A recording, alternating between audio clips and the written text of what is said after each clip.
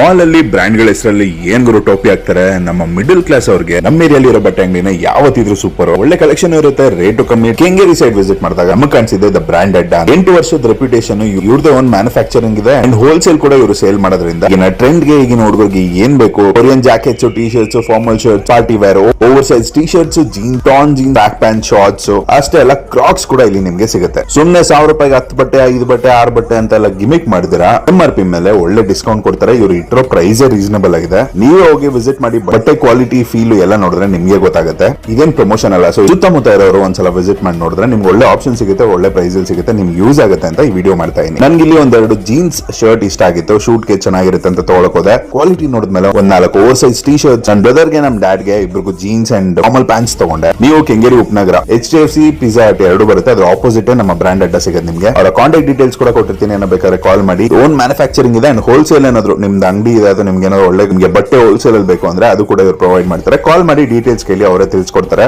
ನಮ್ಮ page follow ಮಾಡಿ, support ಮಾಡಿ. ಸೈನಿಂಗ್ ಆಫ್, ನಿಮ್ಮ foodie Bhaskar, take care, love you all, bye by.